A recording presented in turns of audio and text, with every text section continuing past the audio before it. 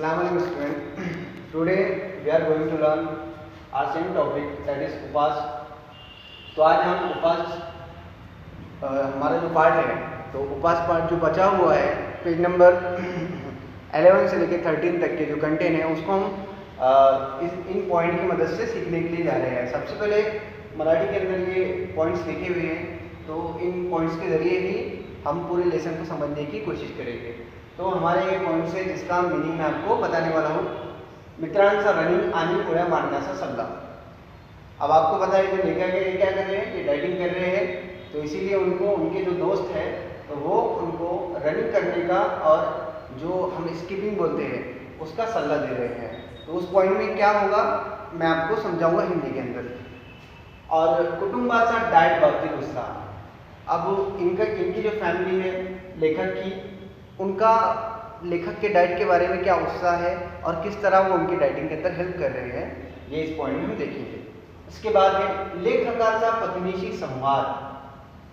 जब वो घर पे डाइटिंग कर रहे हैं तो उनकी जो वाइफ है पूला देशपांडे की वाइफ उनसे किस तरह से बातें करती है और किस तरह पूला पांडे उनके वाइफ को जवाब देते हैं. इस पॉइंट में हम ये देखेंगे. उसके बाद है दोरीवर उड्या मारण्यावर अमल.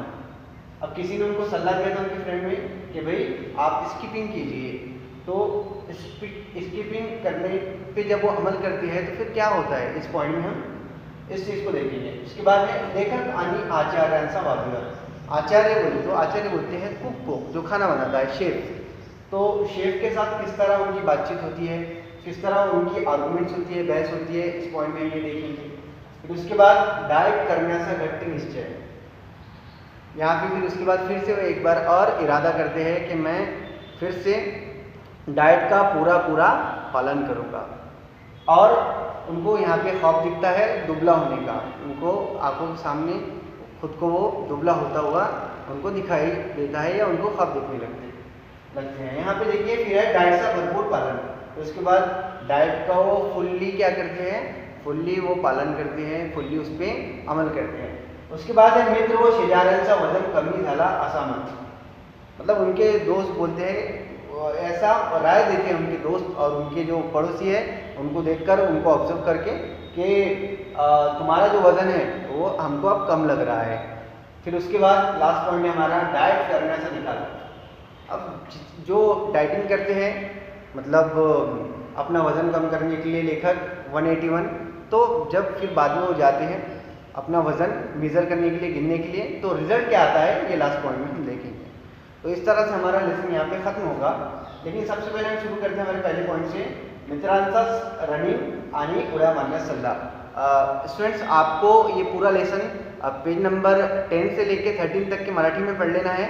मैं आपको डायरेक्टली सिर्फ और सिर्फ इसका एक्सप्लेनेशन हिंदी में दे रहा हूँ. तो हमारे पहले पॉइंट में उनके दोस्त जो पार्टी होती है, पार्टी में वो 6ठी 7वीं प्लेट भजियों की जैसे ही उठाते हैं तो वो डायरेक्टली बोल देते हैं कि नहीं अब मेरा डाइटिंग चल रहा है, मैं ज़्यादा से ज़्यादा क्या कर रहा हूँ, ज़्यादा से ज़्यादा मैं वज़न कम करने की कोशिश कर रहा हूँ, खा रहा हूँ कम. लेकिन उनके दोस्त उनको अलग अलग सलाह देते हैं. फिर उसके बाद ये भी सलाह देते हैं कि एक काम कर, तू क्या कर, रनिंग कर.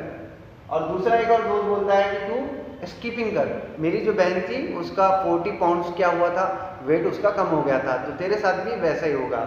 फिर उसके बाद जो लेखक है, लेखक ये सोचते हैं कि मैं अब क्या करने वाला हूँ, अब मैं मॉर्निंग के अंदर रनिंग करूँगा और रात के अंदर स्किपिंग करूँगा. इस तरह वो डिसाइड करते हैं.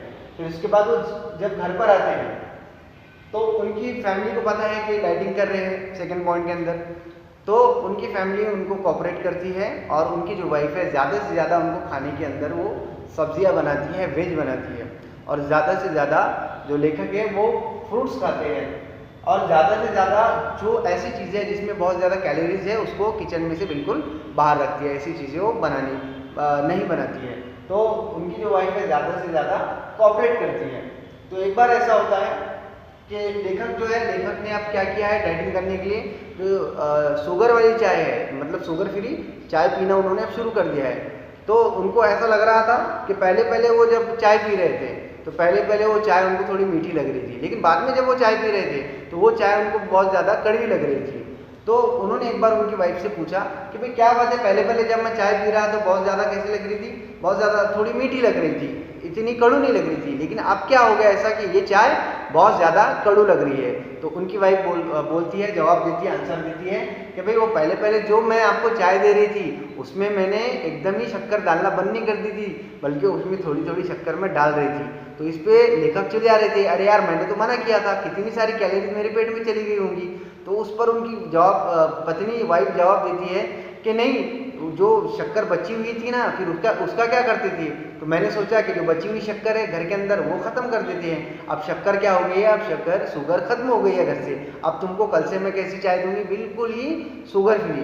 तो थोड़े से नाराज़ हो जाते हैं लेखक बोलते हैं उनकी वाइफ को कि ऐसे कैसे चलेगा यार, मैं इतनी कोशिश कर रहा हूँ वज़न कम करने की, इतनी सारी कैलोरीज मेरी पेट में चली गई, अब तो मेरा वज़न बिल्कुल भी कम नहीं होगा। तो फिर से उनकी वाइफ जवाब देती है कि ऐसा थोड़ी है, खाना पीना बंद थोड़ी कर सकते हैं। अगर किसी ने पूछा तो हम कैसे, हम एकदम अच्छे घर के हैं, बड़े घर के हैं, खाते पीते घर के हैं, और हम किसी दूसरी का मांग कर लाते हैं क्या, खुद का ही खाते हैं, खुद ही कमाते हैं, खुद ही खाते हैं, दूसरों से हम मांग कर नहीं खाते हैं।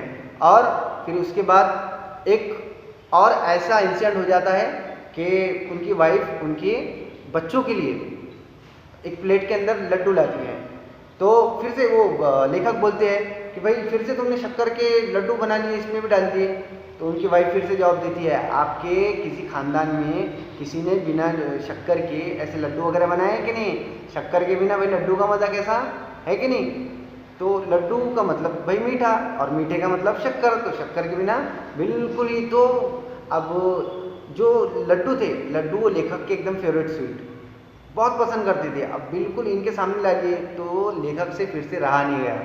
लेखक ने 2-3 जो लड्डू थे वो उठाई लिए और खाई लिए, फिर से जो कैलोरीज थी उनकी इसमें चली गई, और वो जो डाइट करने का उनका प्लान था थोड़ा सा, और वो भंग हुआ। फिर उसके बाद तीसरा पॉइंट है हमारा लेखक असा पत्नीशी, यहाँ पे चौथा पॉइंट है दोरीवर उड्या मारण्याचा अंमल। अब इन्होंने डिसाइड किया था लेखक ने कि भाई वो स्कीपिंग करेंगे। स्कीपिंग करने के लिए उन्होंने सोचा था कि भाई शाम को वो स्कीपिंग करेंगे। तो उनका जो घर था लेखक का वो बिल्कुल ही 8x10 का था, बिल्कुल ही छोटा था। तो एक तो उनको स्कीपिंग करना जमता ही नहीं था। जब स्कीपिंग करते थे तो कभी वो रस्सी इधर चली जाती थी, कभी उधर चली जाती थी। और एक बार क्या किया उन्होंने, जैसी स्कीपिंग करने की कोशिश की तो उनका रूम इतना छोटा था कि सामने टेबल रखा हुआ था और उस पर बहुत सारी दवाइयाँ रखी थी। वो दवाइयाँ पे रस्सी ऐसी पड़ी और पूरी पूरी दवाइयाँ नीचे गिर गई। तो पहले उनका अटेम्प्ट क्या हो गया, पहले उनका अटेम्प्ट बिल्कुल ही फेल हो गया। उनका जो ड्रेसिंग टेबल था उसकी सारी की सारी जो दवाइयाँ थी वो पूरी पूरी गिर गई। फिर उन्होंने सोचा कि चलो अब रूम चेंज कर दिया, दूसरी जगह जाके स्कीपिंग करते हैं। फिर वो दूसरी जगह गए। तो जैसे ही उन्होंने स्कीपिंग किए तो रस्सी तो हाथ में से छूटकर उनके डायरेक्टली एक आचार्य थे, शेफ थे, तो वो शेफ थे, उनके शेफ के गले में जाके अटक गई। और वो शेफ तो ऐसे थे कि बिल्कुल ही, अब जो खाना बनाने वाला है और कोई आदमी खा नहीं रहा और एक आदमी खाना बना रहा, तो उसको गुस्सा आया कि नहीं। तो उनको उनके डाइटिंग का बिल्कुल गुस्सा था कि फालतू काम कर रहा है, यानी वज़न के लिए ज़रूरी थोड़ी है कि खाना पीना बंद कर दो करके। तो वो आचार्य बिल्कुल इनसे नाराज़ थे लेखक से कि भाई इसने गलत किया करके। और वही आचार्य के गले में अब रस्सी चली गई, एकदम बिल्कुल नाराज़ हो गए वो, और उनको बिल्कुल चिढ़ थी कि उपास फालतू चीज़ है। अब आचार्य जी आए, देखा कहानी आचार्य वाद विवाद। अब वाद विवाद में क्या हुआ, आचार्य जी को जैसी रस्सी पड़ गई तो एकदम गुस्से में आ गए आचार्य जी। आचार्य जी ने इनको बोला कि भाई तो अच्छा है तुम्हारा, यानी जवानी के अंदर तुम अच्छे काम कर रहे हो, मेरे गले में रस्सी डाल दिया, ठीक है मैं हूँ तो कोई बात नहीं, लेकिन कोई दूसरा होता तो देखो मज़ा जगाता था। तो इस तरह बोल के इस तरह उन्होंने बोला। तो लेखक ने बोला नहीं यार ऐसी कोई बात नहीं है, मैं जानबूझ के तो ऐसी चीज़ें ये कर ही नहीं रहा हूँ।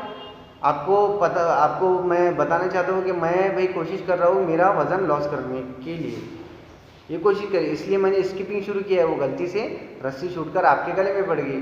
तो अब आचार्य जी ने उस पर प्रवचन देना शुरू कर दिया, ऐसा होता है क्या, वैसा होता है कि आचार्य जी ने सीधा बोला कि भाई अगर तुम्हारी जो डाइटिंग है, तुम्हारा जो वज़न लॉस करना है, तो ये सारी चीज़ों से नहीं होगी, ये तो फालतू की चीज़ें, कूदना नाचना गाना। तुम्हारे को अगर वज़न लॉस करना है तो तुम्हारी जो ज़बान है उस पर भी कंट्रोल रखना पड़ेगा। तुम्हारी जो ज़बान है, खाने के साथ साथ तुमको कम बोलना भी पड़ेगा, कम खाओ और कम बोलो, जब जाके करेगा। ये फिर लेखक ने बोला ये कोई लॉजिक है क्या, यानी इसमें क्या बात हुई कि भाई इसका तो खाने का और बोलने का कोई संबंध ही नहीं है। लेकिन उन्होंने बोला कि भाई ऐसा नहीं रहता, जो कम बोलना है ये बहुत बड़ी ताकत है, मौन बहुत बड़ी शक्ति है, अगर तुम मौन रहोगे तो तुम बहुत ज़्यादा सुखी होगे। तो बहुत बड़ा इन्होंने लंबा चौड़ा लेक्चर दे दिया। तो इन्होंने बोले अगर मैं बोलूँगा ही नहीं तो मैं खाऊंगा कैसे। यानी इनका बोलने का मतलब था कि मैं जो जॉब करता हूँ, मतलब मैं ये एक ऑपरेटर थे टेलीकॉम कंपनी के अंदर। अगर उसके अंदर क्या होता है, इनका जॉब ही था कि लोग इनको कॉल करते थे और इनकी हेल्पलाइन एज अ हेल्पर इनकी मदद करते थे।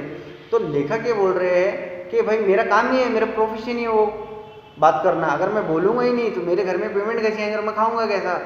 तो फिर से वही लेक्चर दे रहे हैं। फिर लेखक का एकदम दिमाग खराब हो गया कि ये आदमी, लेखक फिर सोचने लगे कि भाई ये जो आदमी है, ये आदमी जब रस्सी गई थी तो उसी टाइम में मैंने और पकड़ के जोर से खींच डालना था, मार डालना था इसको। इतना गुस्सा आ गया इनको, हाँ फालतू में मैंने ये काम करा, यानी मैं इतनी इज्जत दे रहा, ये तो खामोश ही नहीं बैठ रहा, इतनी कंटिन्यू नहीं बोल रहा, तो लेक्चर देते ही जा रहा। फिर बाद में जो बाबा जी थे, जो शेफ़ थे, शेफ़ ने डायरेक्टली इनको जाके ये बोल दिया कि ठीक है भाई, ठीक है, इस तरह तुम अगर करोगे तो तुम्हारा वज़न जो है घटना वो बिल्कुल ही नामुमकिन है। इस तरह वो बोलकर चले गए। अब उसके बाद डाइट करने से घटते निश्चय, इस पॉइंट के अंदर लेखक को एकदम ख्वाब दिखने लगे कि अब मैं दुबला होने वाला हूँ। उनको एकदम ख्वाब दिखने लगे कि भाई एकदम मैं अभी तो बहुत ज़्यादा मेरा वेट हो गया, अब कुछ दिनों के बाद मैं बहुत ज़्यादा दुबला दिखूँगा। फिर जो बहुत ज़्यादा खाना भरा हुआ है ताट के अंदर, ऐसे ताट छोड़कर वो खाने पे से उठने लगे और जैसा बिना शक्कर की चाय पीने लगे और जो दूध से बनी हुई मटेरियल है उसको भी अवॉइड करने लगे।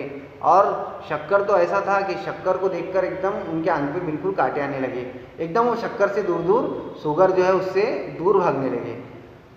फिर बाद में उसके बाद जो दूध है वो एकदम ताज़ा दूध पीने लगे। हम अपन बोलते हैं ना कि धोते टाइम पे का जो दूध होता है वो बहुत अच्छा होता है, तो उस तरह का वो दूध अब पीने लगे। फिर उसके बाद उन्होंने जो ऊपर वो पहले स्किपिंग करते थे, तो कुछ लोगों ने उसका क्या किया, तकरार की, कंप्लेंट की कि भाई ऊपर वो करता तो हमारे को डिस्टर्ब होता, तो इसलिए उन्होंने ऊपर करना वो बिल्कुल ही छोड़ दिया।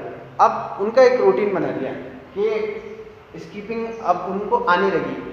अब किस तरह आने लगी कि वो 10 टाइम वो ऐसा उछल कूद कर वो आसानी से स्किपिंग कर सकते थे, तो इतना सीख लिया उन्होंने। और फिर जब वो ऑफिस जाते थे, उससे रिटर्न आते थे तो थोड़ा रनिंग कर लेते थे। तो इस तरह उन्होंने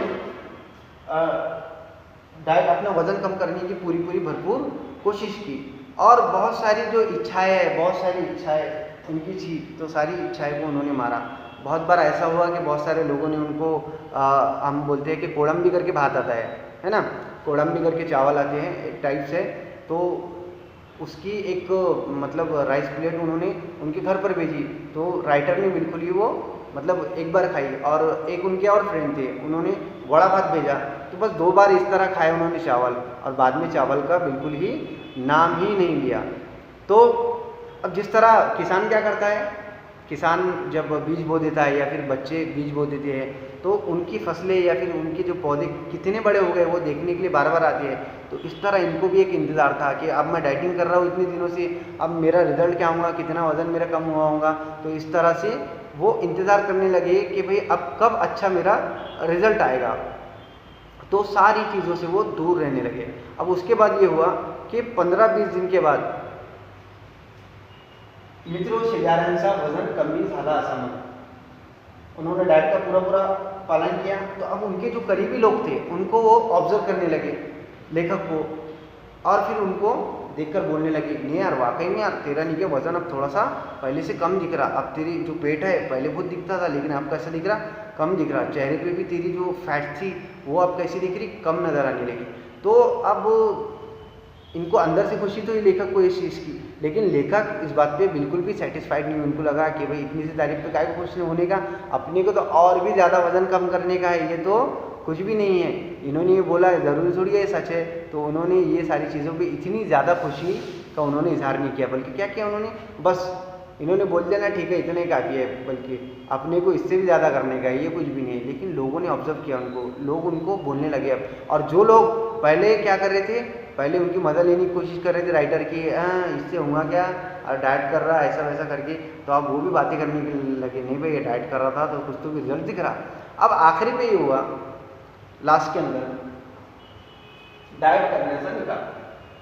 अब इन्होंने इतनी सारी डाइटिंग की, अब इनको क्या करना था, इन्होंने अच्छी अच्छी चीज़ें नहीं खाई, ठुकरा दी सामने से, स्किपिंग की, और इन्होंने मतलब हम बोलते हैं कि जो जवान बच्चे करते हैं वैसी वैसी हरकतें की इन्होंने, यानी अपनी जो शर्म है लाज वो सारी चीज़ को पीछे छोड़कर इन्होंने सारी चीज़ें फॉलो की। अब इनको अब ये इंतज़ार था कि भाई अपना रिजल्ट क्या आता, तो उनके ऑफिस के सामने का एक वज़न गिनने की एक मशीन थी, तो वो वज़न गिनने की मशीन पे जब उन्होंने 1 महीना पहले वज़न गिना था तो 181 पाउंड्स, मतलब लगभग 82 किलोग्राम इनका वज़न था। अब ये गए तो अब इन्होंने जैसे वज़न गिना तो इनका वज़न डायरेक्टली आ गया 192 पाउंड, मतलब 5 किलो, लगभग उनका 5 किलो वज़न, मतलब 10 पाउंड हो रहा ना, तो उसका आधा कर दो आप, तो 5 पाउंड वज़न इनका उल्टा बढ़ गया। और साथ में एक शुभ समाचार आया, जैसे आप जाओगे कि जो उर्स वगैरह होते हैं तो वहाँ पे अगर वज़न गिनोगे तो एक पहले वज़न बताता है कि आपका वज़न 80 किलोग्राम है, आप बहुत ही समझदार किस्म के इंसान हैं, आपको बहुत ही जल्दी खुशखबरी मिलने वाली है। तो बिल्कुल इसी तरह उनको एक भविष्यवाणी भी मिल गई कि आप बहुत समझदार हैं और आप बहुत गंभीर है। तो पहली बात तो ये सारी चीज़ें तो उन्होंने सुनी नहीं, उनको सबसे बड़ा झटका ही लगा कि भाई इतना मैंने इतने सारे तमाशे किया, इतनी सारी चीज़ें किया, और वज़न तो मैं तो सोच रहा था कि भाई वज़न मेरा 20 किलो कम हो जाएगा, तो 5 किलो और ज़्यादा बढ़ गया। इसके बाद उन्होंने क्या किया कि ज़िंदगी में कभी भी दोबारा कोशिश नहीं की कि भाई आप मेरे को डाइटिंग करनी है, ना ही वो किसी को सलाह देना चाहते, तुम्हारे को जो करना है वो करो, नहीं मैंने जो किया तो मेरे को उसका कुछ भी रिजल्ट नहीं मिला। तो ये थी हमारी कहानी, इसमें यही बताया गया कि एक मिडिल क्लास आदमी किस तरह किसी चीज़ को करने की एक फैसला लेता है, और उसको जब वो करने के लिए जाता है तो किस तरह उसके अंदर मतलब वो उसको कोशिश करने में वो नाकामयाब होता है, मतलब बोलने में और करने में कितना बड़ा फ़र्क है, ये इस लेसन में बताया गया है कि हम फैसला तो ले लेते हैं लेकिन उसको फॉलो करने में कितना फ़र्क आता है। तो उम्मीद है की आपको हे पूरा लेसन समजावूंगा। जर तुम्हाला याच्यात काही शक्यता आहे तर तुम्ही व्हॉट्सअप या ग्रुपवर मला विचारू शकता, आणि सर्वप्रथम तुम्ही पुस्तकात आहे हा लेसन ते वाचून घ्या मराठीत, ठीक आहे। अल्लाह हाफिज।